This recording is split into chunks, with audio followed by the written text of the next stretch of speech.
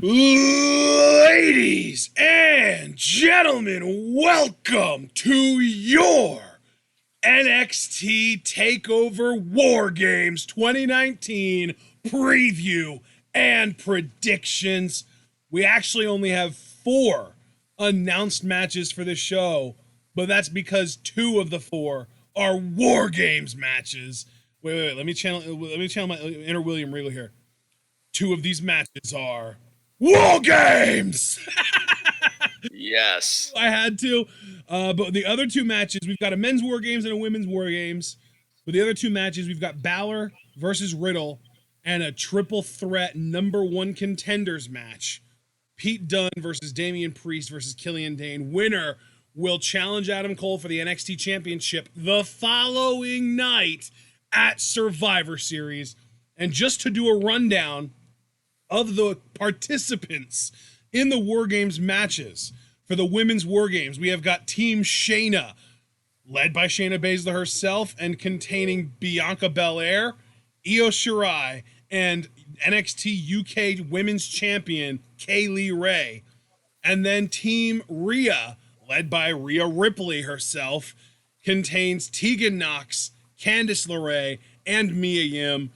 Then we've got the men's War Games match, the Undisputed Era in whole, in its entirety.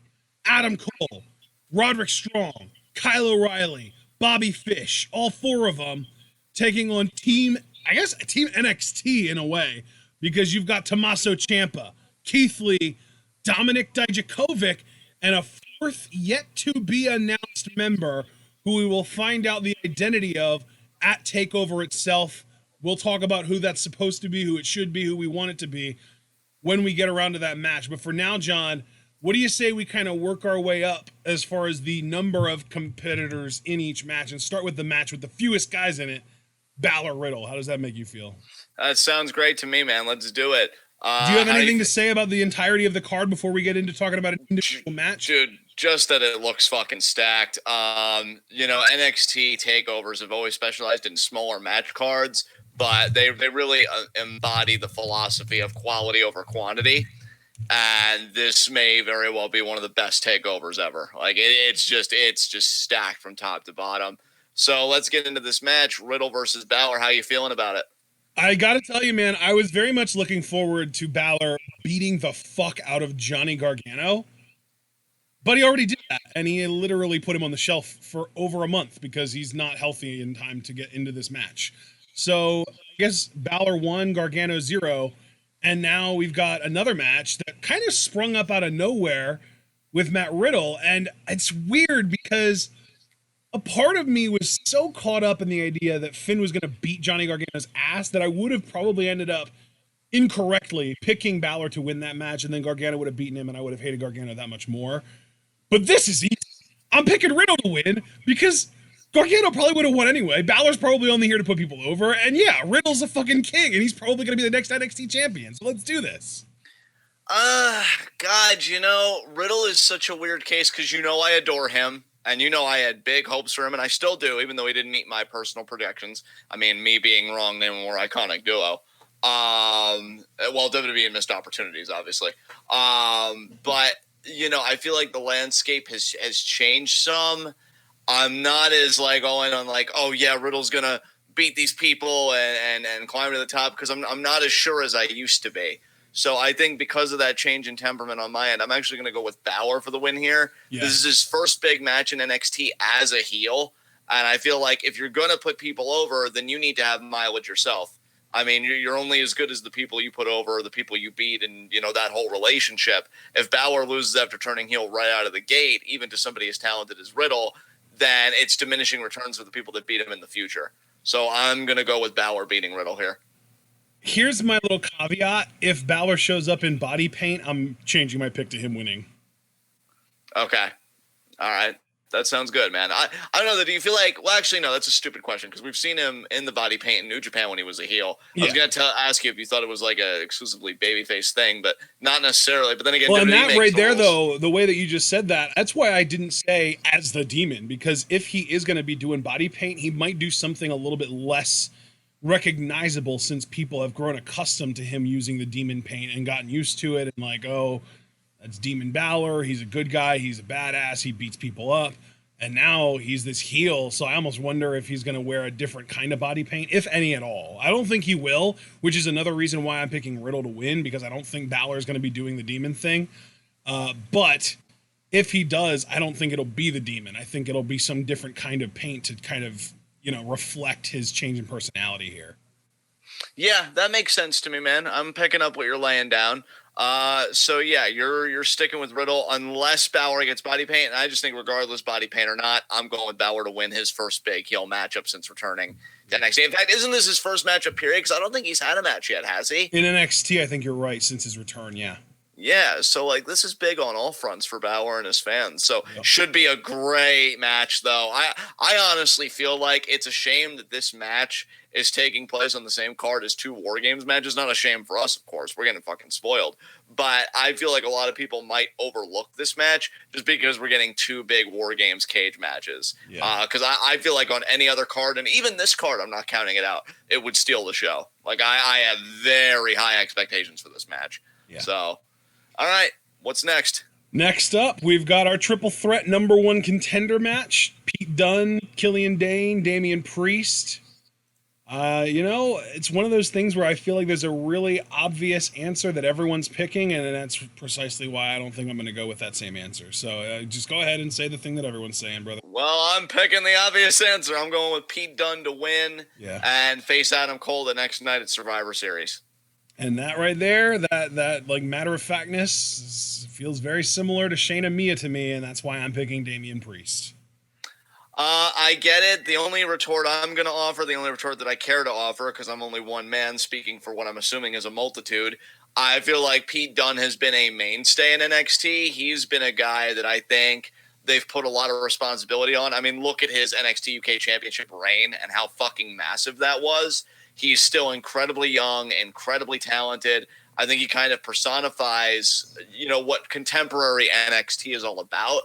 And this is just one more thing to give him. I feel like Damian Priest, well, he's kind of settled into NXT, and I would say that there's very little novelty left because, he's getting in feuds now. He's doing that whole thing. Dunne just being the veteran presence and doing everything he has for NXT, it just makes sense to me that, like, this would just be another thing for him to do against a big-time performer like Cole. Dain, obviously, we could probably both agree that Dain's not winning. He would feel so out of place to me against Cole at Survivor Series. Yeah. I think that would be a huge blunder on a card that I'm not going to get ahead of myself because I know that's tomorrow, our preview predictions. You know what, dude? I actually just thought, too, Adam Cole is like a universal heel. Like, he's a heel on the main roster. He's a heel in NXT. He's a heel everywhere. And Priest has been showing much more heelish tendencies lately too, so I think I actually am going to change my pick and go with Dunne because then we get the face heel dynamic in the title match. So yeah, and that's the peer pressure war on me on this one. It doesn't usually happen. I stuck with my guns when it came to Shayna retaining against Mia, and I was right about that. So hopefully, changing my opinion here is going to allow me to be right about this as well. I'm gonna change it up and go with Dunne. Damn it! All right, well if you're going with Dunne, we can just move right on to our next matchup here. Yeah. All right. So which War Games match would you rather talk about first, and which one would you rather be sort of our main event here? You know what? Because the women are making history, kind of thing, but it really does feel earned with how stacked it is. Let's save that one for last, because that actually doesn't feel like a masturbatory effort. This really feels earned for them. Well, guess what? I already had that last in our match listing in the description anyway, so I fucking predicted that you would say that. Because your face is so fucking phenomenal. Obviously. No, John, it's because predicting predictions is what we're doing. That is true. That is very true. So predicting this card and predicting your face. Oh my God. Yeah. All right, let's talk about the men's War Games match. The all four members of Undisputed Era taking on Ciampa, Lee, Dijakovic, and I don't know. Mystery partner. Let's talk about it. Let's talk about, before we even predict anything, let's talk about who this fourth member is going to be. I think we are in agreement that if he is able to get cleared, the only correct answer, if it's a possibility, is Velveteen Dream. Yes, absolutely. Because he still hasn't been able to square things with Roderick for... and honestly, I think that's probably why they said that they would announce it on the show. I think they're buying themselves as much time as possible so that if Dream isn't able to get cleared, they can call an audible and put someone else in it. Yeah. Because like they didn't want to like be like, oh, it's gonna be Isaiah Swerve Scott, and then Dream gets cleared. They would not want to do that. No. Also don't want to be like, oh, it's Velveteen Dream, and then Dream doesn't get cleared. So they are just waiting until the last possible moment so that they have concrete like information. Is Velveteen Dream able to compete in this match? Is he not? If yes, he's in. If no, if he's not able to get cleared, though, this is when an actual discussion might be bound. Because I think we both want Swerve to be in that spot, but I also don't think that that's necessarily a guarantee to happen if it's, you know, if the situation would arise. Yeah, I mean, look, I'm only going to offer, because this discussion could go on forever, and I know we still have to actually talk about this match and Women's War Games. You know, I only want to offer 2 picks here. I'm trying to think of the name of the one guy I'm thinking of who's a really big deal. But I know Swerve would be the one, obviously. I think it would be great for him. I think it'd be great for him to get a moment like this. I think it would be wonderful for him to be in that kind of spot. And you know what? Because this is a fun preview and predictions, because this card looks stacked. That is another good pick, though. I will agree with Chief, and so make that 3. Tyler Bate, I could see. I think that would be huge. But you know what? I'm going to gamble a little bit because I do think it's going to be Dream, so I lose nothing. I'm going to say Austin Theory for the other guy. I think that'd be one hell of a way to fucking debut for a guy that's got a lot of hype around him. He's got to debut as a heel, though. Like, I like the idea of putting him in a big spot like this because they definitely want him to be a big deal, and they're going to do what they can to turn him into one. But I just don't think that putting him against the top heel faction is the best idea. If anything, he could debut by helping Undisputed Era. He seems like that type of douche. It might be. But Dragon Man said the big debuting name that I mentioned would have thought was Jorge Bali, aka formerly known as King Cuerno. Right. That would be incredible. I don't expect it. But the other name that's been rattling around in my mind that if they really want to give this guy a push and they can't get Dream cleared and they don't want to give Swerve this spot yet, Cameron Grimes. Dude. But see, isn't Cameron Grimes a heel, though? Like, is he? I don't know. Maybe I feel like he is, man.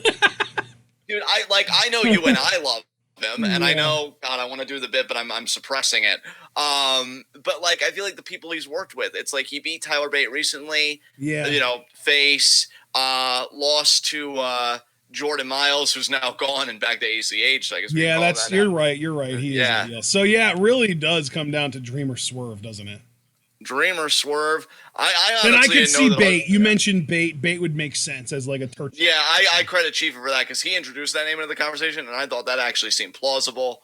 So that's like 1, 2, 3. 1, if possible, Dream. 2, Swerve. 3, Bate.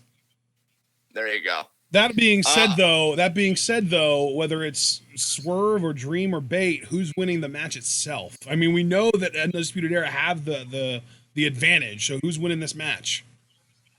Brother, I mean, here's my thing, just very straightforwardly. I think the babyface team has to win because I feel like immediately after this, Ciampa's going to dovetail into that match with Cole, getting his one-on-one rematch for the NXT Championship. If it is Dream, which, again, we're all thinking it is, he's going to want to get that rematch against Roderick, which never happened. Do we have a tag team that lines up with Fish and O'Reilly? Well, yeah, Lee and Dijakovic, Monstars. Yeah, I was gonna say Monstars, which I've been saying, dude, Monstars versus O'Reilly and Fish at another takeover, like that's gonna blow the fucking roof off. So NXT takeover, Undisputed, coming in January. Yeah, exactly. Like they lose all the gold. Oh my god. But yeah, man, like I just feel like all those people, Ciampa, Monstars, and Dream, they're all going to be gunning for the champions after winning War Games following that momentum. So babyface team. Totally agree, brother. Totally agree. And we also agree on the winners. I definitely also think that the babyface team's going to win. Can we maybe see if we can really like shoot a moonshot here and see if we can pick what the exact pinfall that's going to close the show is going to be? I'm going to, again, just put it out there. I think Ciampa's going to pin Cole. I think he needs to put an exclamation point on this. He needs to show I'm coming for the NXT Championship because personally, and again, not to jump the gun because I know that'll be a separate preview and predictions when the time comes, I don't see Ciampa regaining the title right away at this time. Obviously, my opinion can change when we do that commentary, but I would just see Ciampa pinning Cole in the War Games, sending that message, daddy's home. I'm breathing down your neck more than ever. They get the title match. Cole finds a way to retain. And then I don't know what we do with Ciampa after that. I haven't thought that far ahead. But I just think that's like how you send a message and you're like, Ciampa is fucking back. So I'm going to say that Ciampa pins Cole. I'm going to say Keith Lee pins Bobby Fish. Okay. That's a good pick. Because I feel like out of the 4 guys, whether it's Dream, Swerve, Bait, whatever, out of the 4 guys on the babyface team, the one guy that has been consistently getting the most spotlight between NXT and the main roster is Keith Lee. And the weakest link on the Undisputed Era side is Bobby Fish. And there's a connection there too, because we are predicting Keith Lee to team up with Dijakovic to go after the tag team champions, one of whom is Bobby Fish. So I think that's going to be my prediction. Keith Lee pinning Bobby Fish. And I am very excited about this match, but not as excited about that as I am about the women's War Games match. Never happened before. We have got Team Shayna, represented by Shayna Baszler, Bianca Belair, Io Shirai, and LeRae, who really, really came out of nowhere to me, versus Rhea Ripley, Tegan Knox, Candice LeRae, and Mia Yim. I just want to come right out and say this is like the second pay-per-view in a row that Candice LeRae feels like she should have been replaced by someone else. Yes. You look at this match and who stands out as just they don't fit, and it's Candice. And she really should not have been. Like, I kind of understand why, but I don't understand why she would be in this over Dakota Kai. Yeah.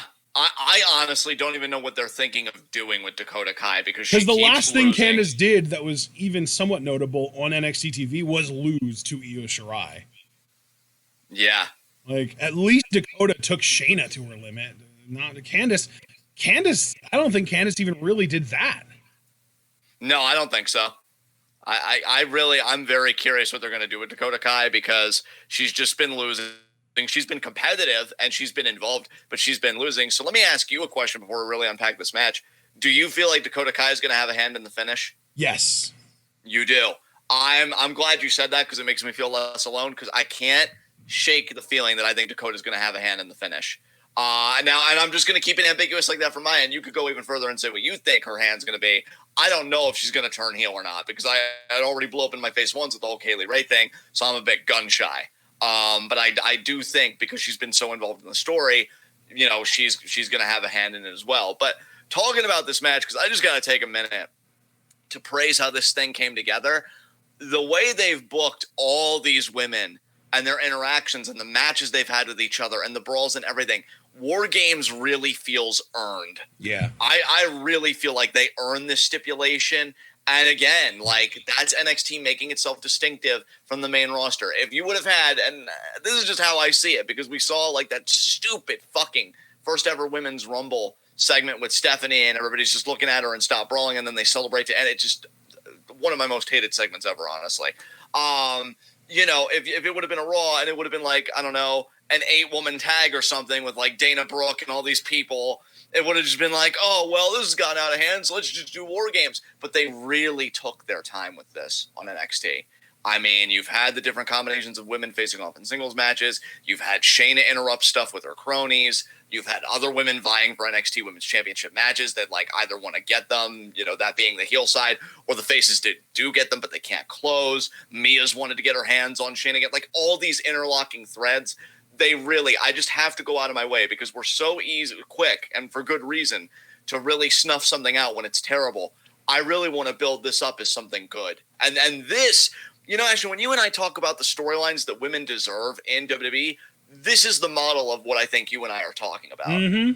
Because they've given each woman individual moments. They've given them time. They've given them character beats, and motivations for why they are how they are. Bianca wanted to climb back up to the rankings. That's why like her face turn was so short-lived. And, she's back to, on that EST bullshit, so to speak. Io's lost her damn mind, and it's been fucking amazing to witness. Yeah. Mia has had problems, again, with Shayna and company forever. Shayna's the dominant champion that wants to keep her grip on the women's division. Tegan's back and looking to make a point. Like, everybody has a motivation here.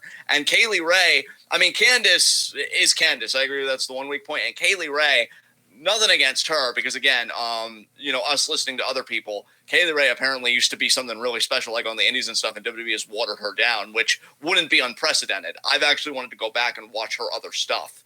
But I could kind of shoehorn that motivation. Well, she saw an opportunity and she took it, and she's wanted to make a name for herself as the NXT UK Women's Champion. Yeah, I was going to say, Ray is like the Candice LeRae of the heel team. She feels very out of place. She feels like she just doesn't fit.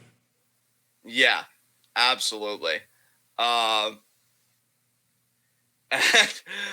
Oh, Paul, I adore you. But yeah, I just really wanted to take just my time and just say that, like, they have really done right by these women, and the hype has been earned, the stip has been warranted, everything. But with all that prattling, since I've already talked so much, I might as well lock in my pick. I'm going to be the guy putting his foot in his mouth, Ashton. I don't think you're going to join me. I could see you going on the other ship. I'm going to go with the heel team. No, I agree. You got to be kidding me. Wow, yeah. We're both picking. Wow. Yep. Yeah. Yeah, because here's and again, everyone is going to have their own version of why this is going to happen, including me, and I'm sure you as well. But I think that Dakota Kai has done everything that she can possibly do to help her quote unquote, her teams, really her friends' teams, or so she thought, to get an advantage. And it's just, everything has been just shot back at her. So I think she might take things into her own hands. I think she might attack Rhea or Mia, one of the two women that has, kind of wronged her in a way.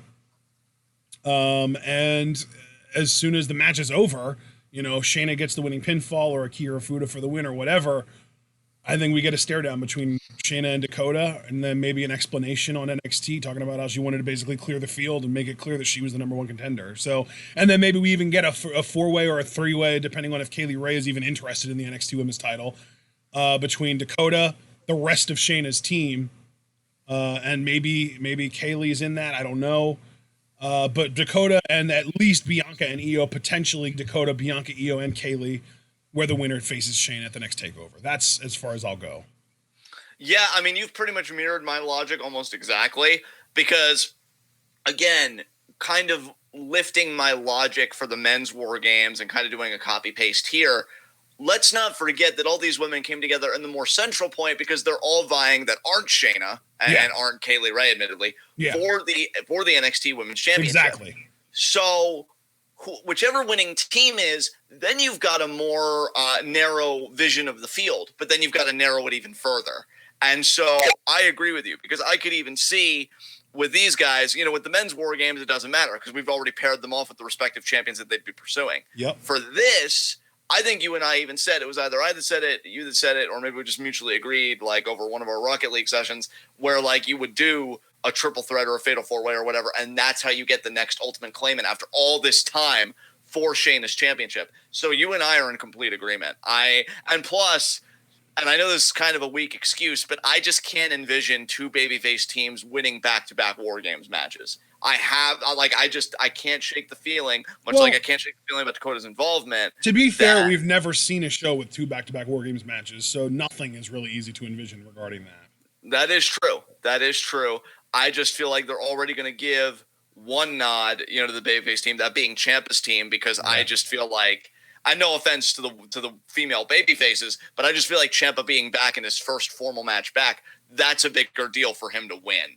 I feel like these babyface women, like none of them have that kind of arc, so I really don't see like why they need to win. Whereas I feel like with this heel team, like that provides the intrigue. And again, if you do it via Dakota Kai giving the assist, she can say, well, I should have a hand in this too. I'm the only reason the team Shayna won at War Games, and then you get your triple threat match, because I don't see Kaylee Ray personally. Do you know what I could also see happening, though, is Dakota doesn't turn. She literally stays babyface, and her whole role is trying to neutralize the horsewomen, because we're going to see Jessamine and Marina. They're not going to just not show up. So I wonder if Dakota will be around to just try and neutralize them, and it's just insane because Shayna's team just wins anyway. Yeah.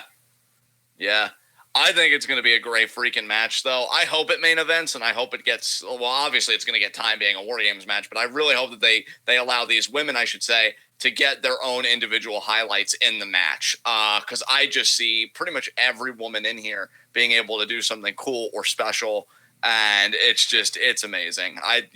Especially because I'd like to see more women's War Games in the future, so long as they're earned the way that this one was built. But it always comes back to that first one. This is their chance to establish a really strong precedent. So I'm rooting for them to do it. But yeah, dude, that's it. That's War Games. 4-match card, and we've been going a little under a half hour. I've got nothing else to say about this. Oh, I never did give my hype level. My hype level is a clear 10 out of 10 for this. I think just from the 2 War Games matches alone, it warrants the 10. But then you've got Balor versus Riddle, and even the triple threat entices me because of the implications to face Cole tomorrow night at Survivor Series. You couldn't get me more hype for this. What about you? I'm going to say a 9.5. I'm close to a 10. I think that some of the weird, like Candice and Kaylee specifically in the women's War Games match keep me from being at a 10. I was even going to ask you. If those 2 women were replaced with like Dakota Kai and Deonna Purrazzo, I'd be at a 10. Yeah, I was even going to ask you if what was keeping you there was like the weird makeup of the women's team specifically, because I know like you did, take umbrage with that. That's totally fine, man. I completely get that. I've got nothing else to say, so I'm just real quick gonna just burst right through this. Guys, thank you so much for joining us. You're all amazing. We got through that a lot quicker than I thought. I also want to say, I wonder if they're going to add like a Walter Kushida thing to this show, or if they're going to save it. Dude, didn't Walter already beat Kushida, though, one-on-one? Yeah, but they like to do stuff more than once just to make sure that we have a definitive, like, this guy's better kind of situation. True. Look, I'm just going to be truthful. I'm not saying you're wrong. I'm just saying that if they do that, it's going to dock my interest a few points. I like this small match card, especially given that we have 2 War Games matches. You want everybody to get the time to really show out. Don't take that time away by doing a matchup that we already saw that was very competitive and that Walter won. I don't need to see Kushida countering 50 fucking things. If I wanted to do that, I would just go on New Japan World. So there you go. Right. But yeah, thank you guys for coming out. Really appreciate it. You're all freaking amazing. Please leave a like yet if you haven't. We still got 14 viewers, but 8 likes and 1 dislike. So please leave a like as you file out if you haven't already. We'd greatly appreciate it. That's a good question by Paul. Do you expect anyone to be in the crowd? Maybe even Jorge Bali or Austin Theory? We already saw Austin Theory in the crowd, didn't we? Yes, we did. Any other? Is Jorge Bali, is that Cuerno's name? Yes. NXT? Then yeah, I'm gonna say him. Yeah, we'll say him. I would hope so. Fucking hell. So yeah, guys, we hope you enjoyed this, and we will see you tomorrow at what, Ashton, 7 p.m.? Wait, no. We're doing it after SmackDown, dude. Oh, yeah, no, dude, honestly, because we're talking about War Games and I'm so hyped, I thought tomorrow was Saturday for some reason. I'm sorry. So, no, 11 p.m. My mistake. Yes, I will confirm that it is at 11, and then Saturday and Sunday both are at 7. So you were right about the time, you were just wrong about the day. Well, there you go. And yeah, so we'll see you at 11 tomorrow for that, guys. I can't wait to talk about Survivor Series. I'm actually really hyped for that. And yeah, I'm just gonna hand it over to Ashton to take us home. Honestly, it's funny because like my War Games hype is at a 9.5. My Survivor Series hype might hit a 10 by the time we actually get done talking about it. We'll see. Damn. Did I contribute to that at all with my little theory of one of the matches? No, believe it or not, that has nothing to do. I mean, that's maybe a small little tiny bit of it, but yeah, no, that's definitely not the tipping point for me. We'll talk about it tomorrow night. Yeah, we have a lot to talk about tomorrow night. I'm stoked as hell for it. All right, hand it over to you to take us home. Ladies and gentlemen, we hope that you all enjoyed our preview and predictions for TakeOver War Games. If you did, please remember to like this video before you leave. And also before you leave, when this video is available to comment on, please let us know what you are predicting to happen on this show. There are only 4 matches. It's pretty easy to just type what you expect to happen. Maybe let us know who you expect to be the 4th member of Team Ciampa in the War Games match. Let us know what you think's going to happen, though. Tell us your predictions. We love to get some discussions going down in the comments once it's available to do. So do that. You can also subscribe to the channel if you're new. Click the bell icon to join the notification squad. Follow us both on Twitter and on Twitch. Like our Facebook page. Buy our merch on Teespring. Donate to our Patreon. And share this channel and this video with all your wrestling fan friends and let them in on the best kept secret in the YouTube wrestling community.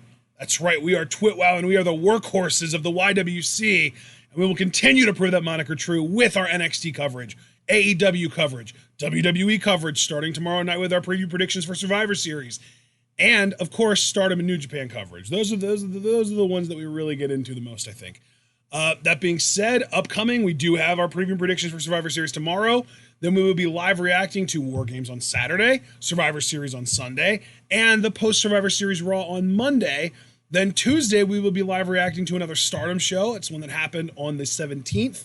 And then we might even be able to live react to another Stardom show on Thursday if they get their shit together. But regardless, we are going to have our AEW NXT simulcast live reactions on Wednesday. We do have our Q&A on Thursday. And then on Friday, we're going to be doing our post-Survivor Series SmackDown live reactions. So there's a lot of content coming your way over the course of the next week, and we are hoping that you are going to be able to show up and enjoy them. And of course, in order for that to happen, you've got to remember to stay tuned.